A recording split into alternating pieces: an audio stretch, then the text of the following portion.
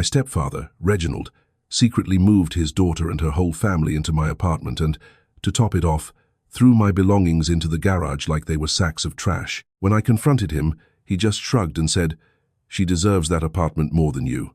And the worst part is my mum, Marla, took his side. So yeah, I did it, and now we're done. My name is Ilara Voss, and I'm 25 years old. For the past 6 months, I've been living in a small company apartment in Los Angeles. One of those places that checks all the boxes but never feels like home.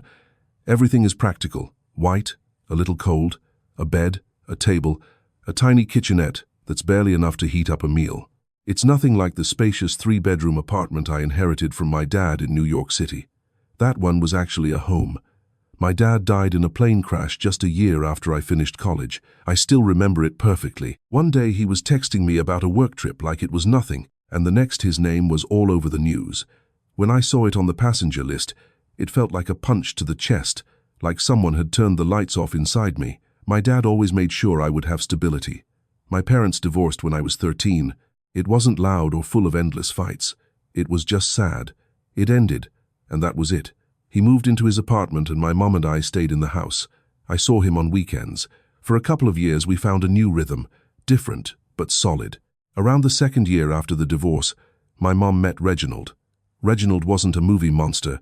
He didn't yell or break things. He was worse in a different way, because his presence alone was enough to slowly take over the space that used to be mine. He was just there sitting, giving opinions, making decisions, like he had always belonged. It didn't take long before my mom married him. Reginald moved into the house. The following year, when I was 15 turning 16, they had a son, my half-brother Elias. And from then on, the most repeated phrase in my house became, "Ilara, can you give me a hand with Elias for a bit? Your stepdad and I are going out." It was never, "How was school?" or "How are you feeling?" It was always chores, favors, supporting the new family. Then there was Jocelyn, Reginald's daughter from his first marriage. She's about 10 years older than me. When my mom and Reginald got together, Jocelyn was already married and had a baby. She came over often with her husband Derek and the kid, and my mom would bend over backward for them like they were VIP guests. There was a special smile, a sweet tone I almost never heard directed at me. I was 17 when the truth really hit me that I had become like furniture in my own house. It was during one of those family holiday gatherings, the kind with gift exchanges and, "Let's catch up soon." Jocelyn arrived with Derek and the baby. I came home from high school exhausted, and when I walked into my room, it wasn't my room anymore. My bed was gone from its usual spot. My books, my clothes, everything was piled up in the little office my mom used. And my bedroom, the one I'd had my whole life, now had a crib set up and an open suitcase on my comforter. My mom was in the hallway, avoiding my eyes. "It's just for the holidays," she said in that voice that meant, "Don't make a scene. Jocelyn needs the space for the crib." I nodded. I didn't make a fuss. I didn't cry right there. I just swallowed the anger and said, "Okay." But something shifted inside me, something that never settled back into place. When I turned 18, I left for college. My dad paid for everything. My mom and Reginald didn't contribute a cent. I barely went back. I'd show up for my mom's birthday out of obligation. During breaks, my real home was my dad's apartment, and my refuge was my grandmother, Evelyn, his mother. My grandmother became my rock. She had a way of being with me that never made me feel like a burden. She listened without rushing, gave me coffee and fresh bread, and that calm only some older people have, like they've seen everything and still leave you room to feel. When my dad died, my grandmother and I grew even closer. I moved fully into the apartment he left me. It was spacious, with beautiful light, and a scent that said someone who loved you once lived here. I tried to rebuild something with my mom. I visited her from time to time. I saw Elias, who was growing curious and restless with bright eyes, but the reality check stayed. Every time Jocelyn came with her family, my mom lit up with excitement. By then, Jocelyn had 2 kids. And guess where they stayed? In my old room, like that history never existed. 6 months ago, I got a temporary assignment in Los Angeles. It was a strong career opportunity, one of those projects that helps you grow. Before I left, my mom offered to help with my apartment. "We can rent it out while you're gone," she said one day over coffee in that voice that meant the plan was already made. "You'll get some extra cash." "No thanks," I answered firmly. "I don't want strangers living there." My mom pressed her lips together the way she does when holding back a reply. Then she nodded. "Fine, Then I'll look after it. I still have the spare key you gave me last year, just in case. I went to Los Angeles, and life in the small company apartment became lonely but manageable. Work, fast food, calls with my grandmother. Every week we talked about everything and nothing, how the weather was, what she had cooked, some light building gossip, how my project was going. Until last Thursday night. That day my grandmother sounded different. Her voice was tight, like it was hard for her to say what came next. "Ilara," she said, "I'm not one for gossip, but Mrs. Margaret Hayes, a lady I play bridge with, lives in your building and told me something that left me uneasy." My stomach knotted. What happened with my apartment? There was a silence. Then my grandmother, slowly, said that Jocelyn and her family had moved in shortly after I left, that my mom and Reginald had helped carry their things up. My back went cold. "That can't be," I said, even though part of me already saw it coming. "I'm sorry, sweetheart," my grandmother told me. "I felt you needed to know." I hung up and immediately called my mom. I tried to keep my voice light. "Hi, Mom. Just calling to see how you're doing. Hey, everything okay with my apartment?" Yes, she answered way too fast. "Everything's fine. How about you? How's work?" "Good," I said. "Listen, a friend from college needs a place to stay for a few days. I told her maybe she could use my apartment. She'll pick up the key from you." I heard her breathing change, a small silence full of panic. "Oh, Ilara, I don't think that's a good idea," she said. "You always said you didn't want strangers there. Something could get damaged and you're so careful with your things." "Mom," I cut her off. It didn't come out gentle anymore. "I already know Jocelyn and her family are living in my apartment." The silence stretched. "Ilara," she finally sighed, tired. "Yes, it's true, but they had nowhere to go. Their landlord sold the building, and with how rents are these days—" "You did this behind my back," I interrupted. "You knew I didn't want anyone there." "Jocelyn isn't anyone," my mom snapped. "She's family. She's Reginald's daughter." "She's not my family," I said, feeling my hand shake on the phone. "Don't be childish, Ilara. It's temporary. You're not even using the apartment right now." "I want them out today," I told her. "And I want you to give my spare key to Grandma." My mom's voice hardened. "Jocelyn is staying as long as she needs. You don't need it right now." "It's my apartment," I shot back. "Dad left it to me." "I have things to do," she said coldly and hung up. I called back. No answer. I tried Jocelyn's number. Straight to voicemail. I paced my little Los Angeles apartment like a caged animal. 6 months paying thousands of dollars in maintenance and utilities for a place I wasn't even in, only to find out my own mother had let her husband's family move in. I grabbed my phone and called my boss. "Paul, it's Ilara. I need to request a transfer back to the New York office. It's a family emergency." Paul didn't ask too many questions. I had earned his trust. He said he'd look into it, and about an hour later confirmed, "You're coming back. Sort it out, and when you're ready, I'll see you here." The flight back felt endless. Every minute tightened the anger.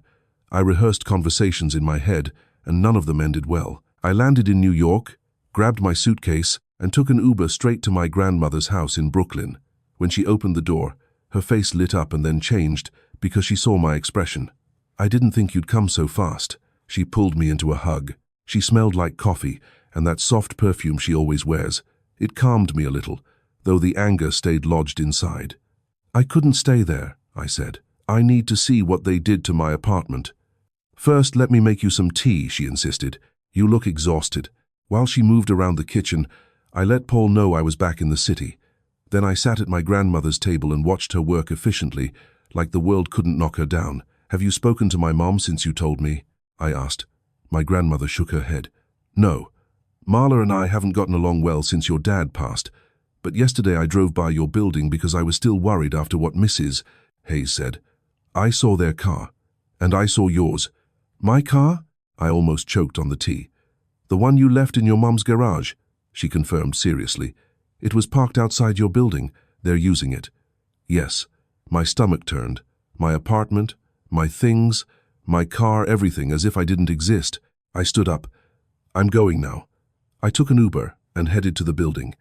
It was an old factory remodeled into lofts with exposed brick and big windows. I had fallen in love with the place the first time my dad showed it to me. He said, "You'll be good here." Now standing outside, I felt like a stranger. I went up to the 3rd floor. I walked down the hall to 307, my apartment. I took a deep breath and knocked hard. Nothing. I knocked harder. I swear I heard movement inside, footsteps or something being dragged, but they didn't open. I took out my keys, put the key in the lock. It didn't turn. I tried again. Nothing. I froze. They had changed the locks. This can't be, I said, mostly to myself, and started knocking again. I know you're in there. It's my apartment. I waited. Nothing. I left with the anger rising in my throat and took another Uber, now heading to my mom and Reginald's house in the suburbs outside the city. It was rush hour, and the drive felt endless. Heavy traffic on the expressway, like even the city was stretching my patience. The house looked the same as always. Neat lawn, trimmed hedges. The swing Reginald built for Elias in the backyard. Everything perfect on the outside, like nothing strange was cooking inside. I rang the doorbell harder than necessary. My mom opened. Her face went from surprise to something hard when she saw me. Behind her, Reginald appeared with his arms crossed. "Elara," my mom said flatly, "what are you doing here?" That tone, like I was an unwelcome guest, stunned me for a second. "What am I doing here?" I repeated. "I live in this city, and I live in an apartment that you gave away without my permission. You should have stayed where you were," my mom answered. "Everything was working fine here." "Working for who?" I shot back. Reginald stepped forward. "Jocelyn and Derek need that place more than you," he said like it was the most logical thing in the world. "They have kids, Elara. You're just one person." "That doesn't make it their apartment," I said. "It's mine. My dad left it to me."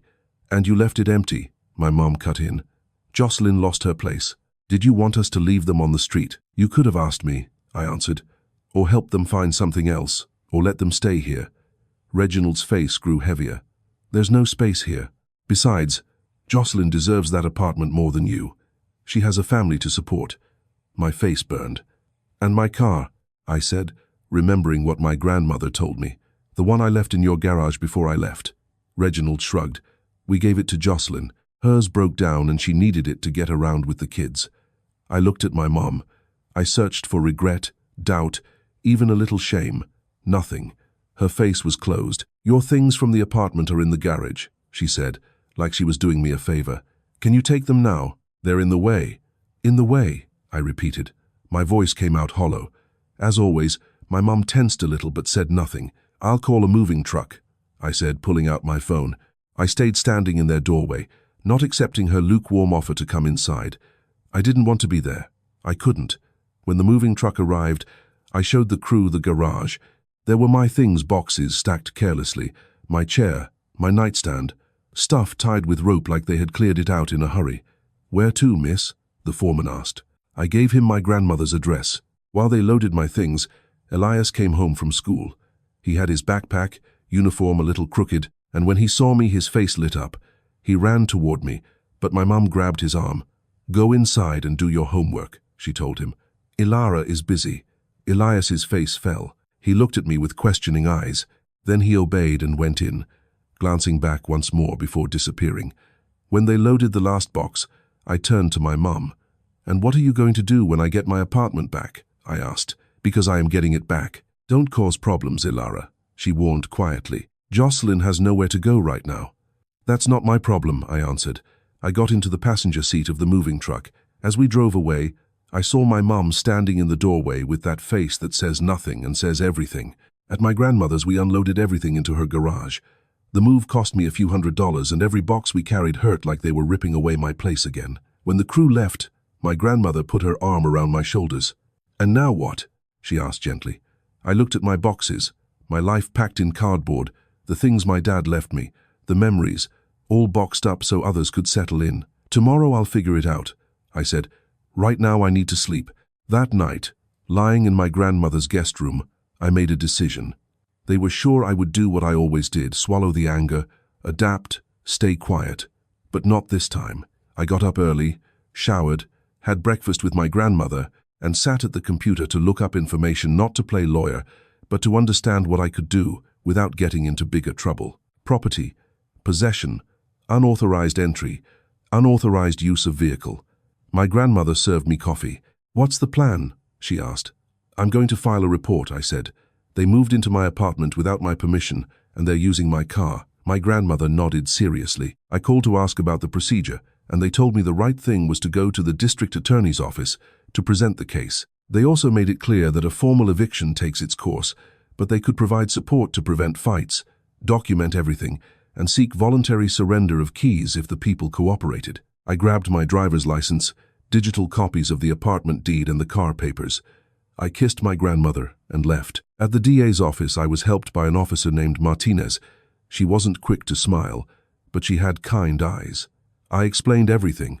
She took notes. If the property is in your name and there's no contract or your authorization, it's documented as unauthorized occupancy, she said carefully. And the car used without permission. We'll get it on record.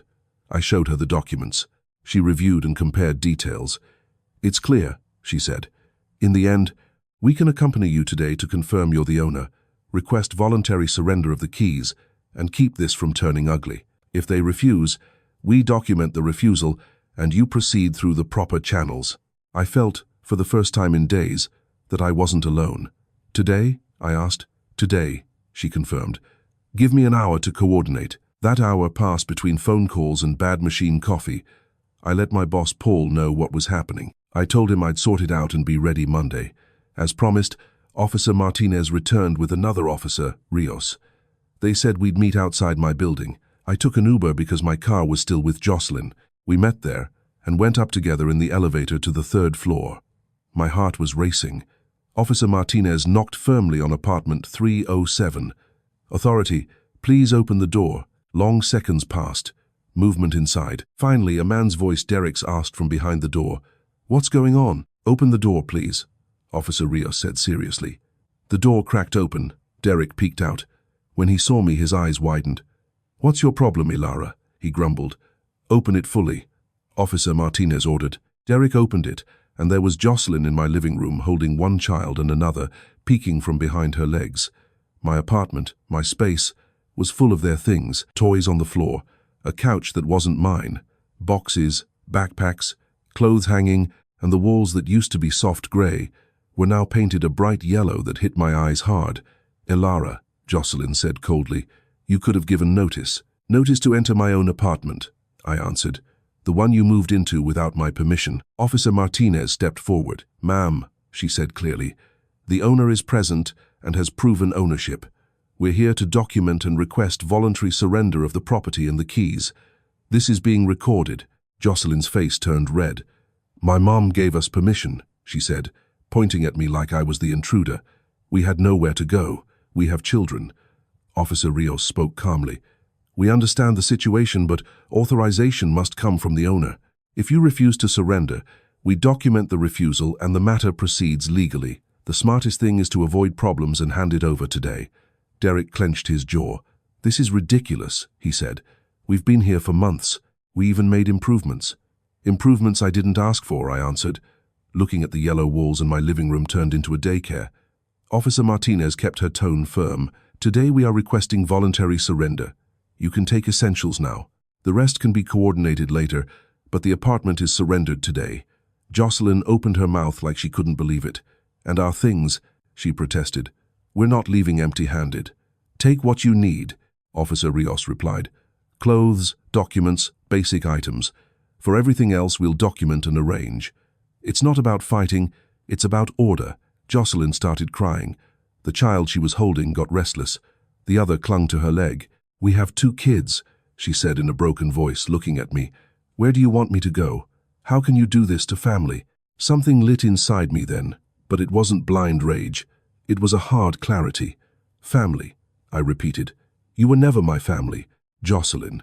You were the person my mom gave everything she took from me. My room, her attention, and now my apartment and my car. That's enough. Jocelyn cried harder, like her pride had been switched off. You're as cold as your father, she spat maliciously. My face went cold.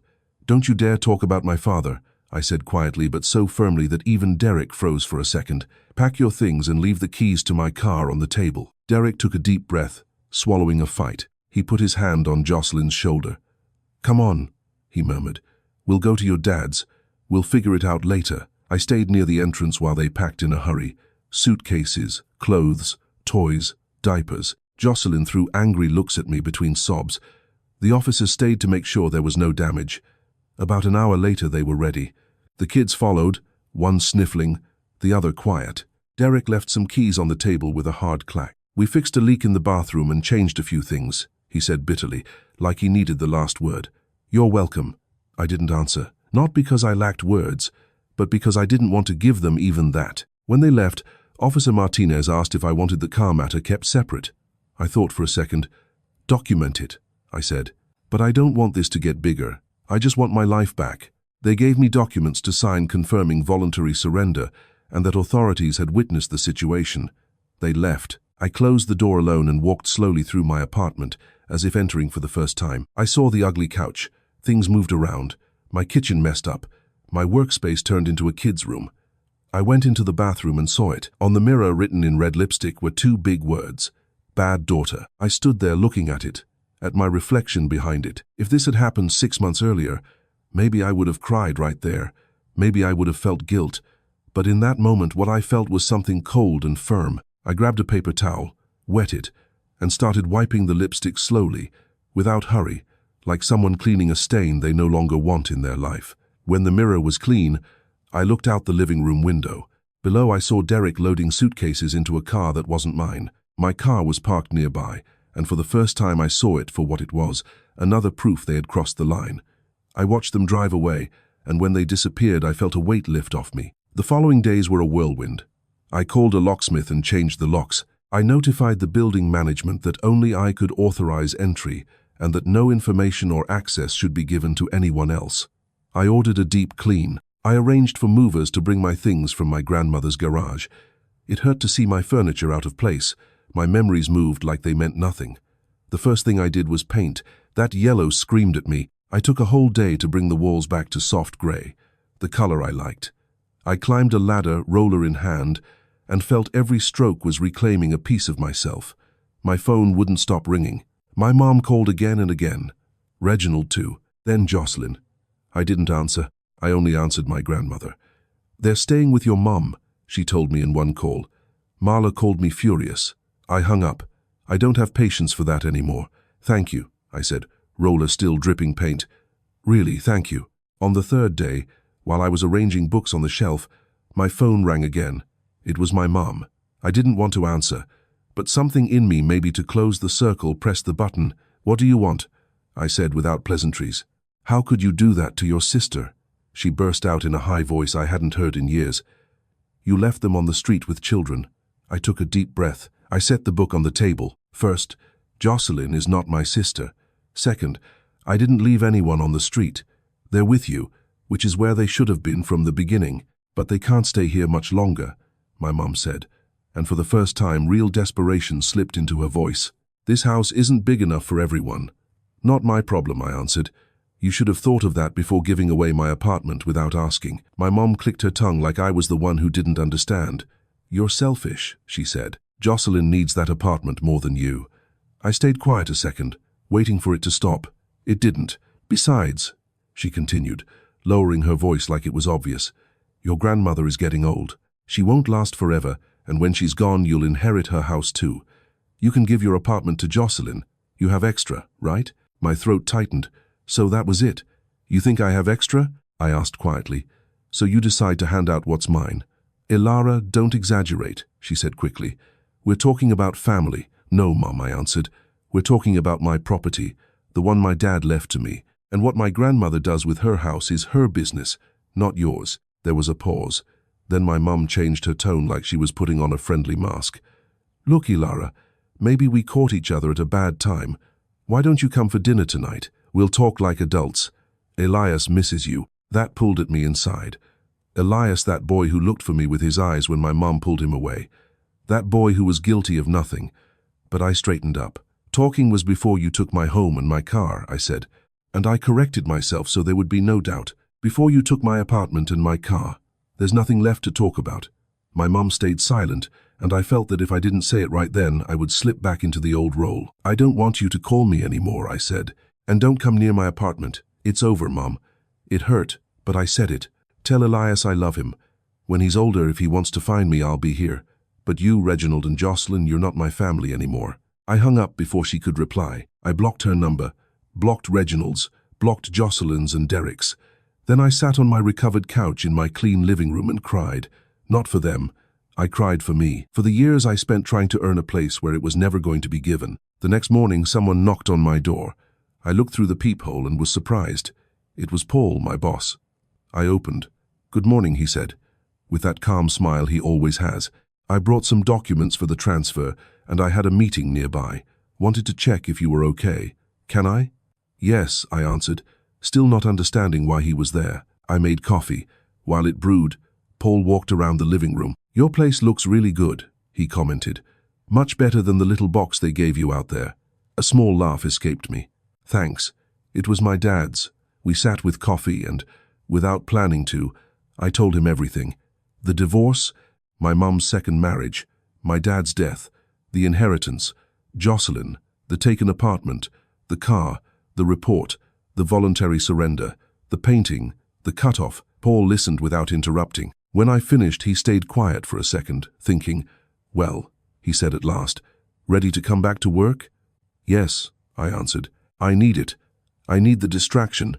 He nodded. "Perfect. You start Monday. There's a project that's going to suit you." When he left, I called my grandmother. "Come for dinner tonight," I said. "I owe you a proper meal." That night we ate in my now more organized dining room. We talked and I told her about the call with my mom. "I cut her off," I said, with guilt prickling inside. "Sometimes I feel like that makes me a bad person." My grandmother squeezed my hand. "It makes you a person with boundaries," she said. "And that's something your mom never respected. Your dad would understand." I stared at my plate. "It hurts because of Elias," I admitted. "He'll grow up," my grandmother said. "He'll understand. And if he doesn't, that will be his choice too. But you can't carry everything your mom decided to do." Months passed. By the time autumn arrived, almost a year had gone by since I left for Los Angeles, and several months since I got my apartment back. I threw myself into work completely. I made my apartment the way I wanted it, no traces of them. Every weekend I saw my grandmother. Sometimes we went for fresh bread, sometimes we just sat together. I learned from her that after a few weeks crammed in with my mom and Reginald, Jocelyn and her family found a rental apartment. I didn't feel joy. I felt relief, like when you close a door and the cold air finally stops coming in. One Saturday morning at the start of autumn, I was having breakfast at my usual cafe. It's the kind of place where they already know me, and I don't need to explain anything. I was with my coffee and a pastry looking at my phone when someone sat across from me without asking. I looked up. It was Elias. He had his backpack slung over one shoulder like he had come quickly from somewhere. His eyes were nervous and brave at the same time. "Hi, Elara," he said carefully. I froze. "Elias, what are you doing here? How did you find me?" He shrugged. "Mom mentioned once that you come here a lot, and I've come every Saturday for 3 weeks. I looked at him and my heart tightened. "Does your mom know you're here?" He shook his head. "She thinks I'm at soccer." I was going to scold him, I swear. I was going to tell him it wasn't right to lie, but the warmth in my chest at seeing him there looking for me won. "You shouldn't lie to her," I said gently. "But you said when I was older I could look for you." He answered and adjusted his backpack. "I'm already 10, that's older, right?" I couldn't help laughing. "Yeah, I guess it is," I said. I signaled the waitress. "Want hot chocolate?" Elias nodded, relieved. We stayed there. He told me about school, his friends, a teacher he liked, a game they had won. He talked and talked like he had saved everything up to tell me.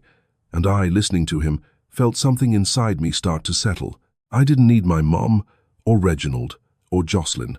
But maybe, just maybe, I could still be the big sister to that bright-eyed boy who, in spite of everything, had come looking for me. When we stood up to leave, Elias looked at me seriously. "Can I come next Saturday again?" I thought for a second. Not for him, for me, for the fear that something would break. But then I saw his face, and it came out clear. "Yes," I said. "I'll be here at the same time, same table." Elias smiled like he had been given the world. He ran off to catch his bus, turning once to look at me. I stayed there a moment with my coffee already cold, thinking about what family is. Not the one you're stuck with by obligation. Not the one that demands without taking care of you. The one you choose, the one you build. Mine might be small, my grandmother, Evelyn, Elias, and me, but it was real. And with that, for the first time in a long time, it was enough.